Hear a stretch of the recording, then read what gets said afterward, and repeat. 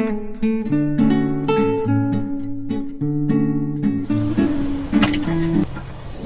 Friends, welcome to Mahathi Sairam channel. ఈరోజు చెప్పబోయే కథ మంగమ్మ ప్రశ్న. ఒక ఊరు ఉంది. ఆ ఊర్లో భద్రయ్య అనే ఒక మోతుబరి రైతున్నాడు. అతను బాగా సంపాదించుకున్నాడు, అంతా బాగానే ఉంది. అయితే అతని ఇంటి పక్కన మంగమ్మ అనే ఒక నిరుపేదరాలు గుడిసె వేసుకుని ఒక 3 ఏళ్ల మనవణ్ణి పెట్టుకుని పూల మొక్కలు వేసుకుని ఆ పువ్వులు కోసుకుని దండగట్టి అమ్ముకుంటూ బతుకుతోంది. అయితే ఈ భద్రయ్యకి ఆవిడ గుడిసె మీద దృష్టి పడింది. ఆ స్థలం వాడికి కావాలనిపించింది, దుర్బుద్ధి పుట్టింది. అందుకని వెళ్ళి మామూలుగా మంగమ్మని పిలిచి, ఈ స్థలం నాకు ఇచ్చేసేయి, నీకు అంతో ఇంతో ముట్ట చెప్తాను, ఇక్కడి నుంచి వెళ్ళిపో అని చెప్పి అడుగుతాడు.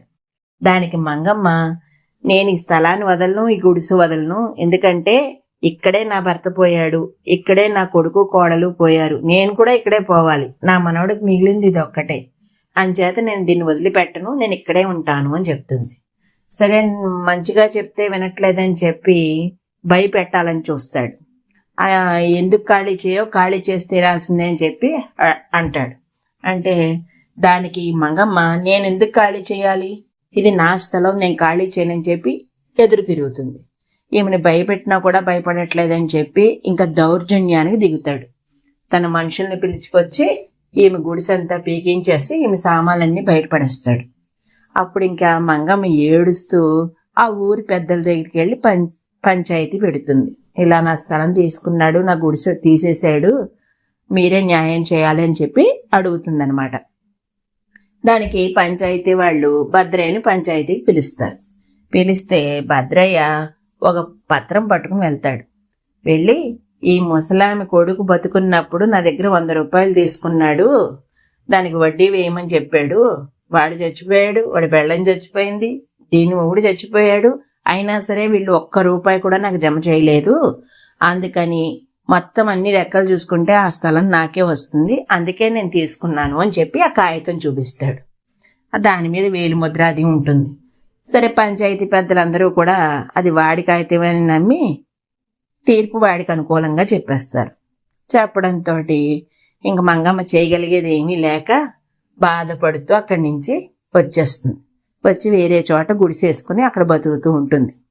అయితే ఈ భద్రయ్య మంగమ్మ గుడిసెని తీసేసి అక్కడ పునాదులు లేపుతూ ఉంటాడు. లేపుతుంటే ఓ రోజు మంగమ్మ తన మనవణ్ణి వేసుకుని అక్కడికి వస్తుంది. వచ్చాడికి భద్రయ్య అడుగుతాడు, ఎందుకు మళ్ళీ వచ్చావు అని అడుగుతాడు. అంటే, ఏం లేదు బాబు, మన పాతిలు చూపించని ఈ పిల్లాడు ఒకటే ప్రాణం తీసేస్తున్నాడు, అది చూపిద్దామని చెప్పి తీసుకొచ్చాను అని చెప్తుంది. చెప్తే, సరే చూసావు కదా, ఇంక వెళ్ళని చెప్పి అంటాడు. అంటే, వెళ్ళిపోతానైనా నేనేమి ఇక్కడ ఉండిపోవడానికి రాలేదు, నీకంటే డబ్బు దర్పం ఉందని చేత నీ మాట చెల్లుతుంది, నేను ముసలిదాన్ని నా అన్నవాడు పట్టించుకుంటాడు అని చేత నువ్వే నాకు కొంచెం సహాయం చేసి పెట్టు అని చెప్పి అడుగుతుంది. అంటే ఏం కావాలని అడుగుతాడు. ఏమీ లేదు, నా పాత ఇంటి మన్ను ఒక గంపెడు ఇప్పించి నాకు, దాంతో నేను పొయ్యి అలుక్కుని పొయ్యి పెట్టుకుంటాను, దాని మీద వండుకు తింటుంటే కాస్త మనశ్శాంతిగా ఉంటుంది నాకు అని చెప్పి అంటుంది. ఆ మాటకి వీడు నవ్వుకుంటాడు. పిచ్చి ఆలోచనను, సరేలే అని చెప్పి తీసుకుపో అంటాడు. అంటే మంగమ్మ ఒక గంపెడు మను శుభ్రంగా తీసుకుంటుంది, పాతది. తీసుకుని, నైనా ధర్మాత్ముడివి, ఓసారి చెయ్యి వేసి ఈ గంప నా నెత్తిని పెట్టు, పట్టుకుపోతాను, నేను తీయలేకపోతున్నాను అని చెప్పి అంటుంది. అంటే భద్రయ్య సరేనని చెప్పి ఆ గంప తీద్దామని చెప్పి చెయ్యి వేస్తాడు.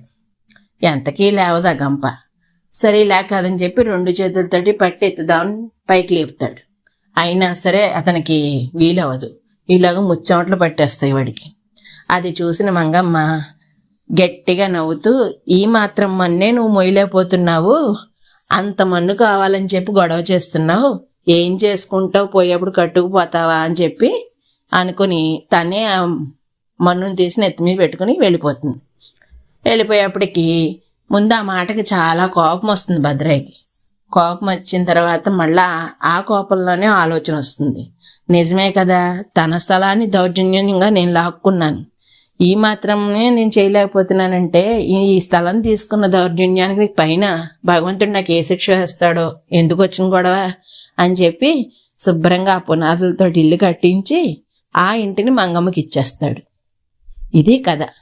దీని నీతి ఏంటంటే, పరాయివాడి సొమ్ము కోసం మనం వెంపర్లాడి ఆశపడితే కనుక మనకే మొదటికి మోసం అవుతుంది. అది ఆలోచించుకోవాలి. పైన భగవంతుడు అన్నవాడు చూస్తూ ఉంటాడు.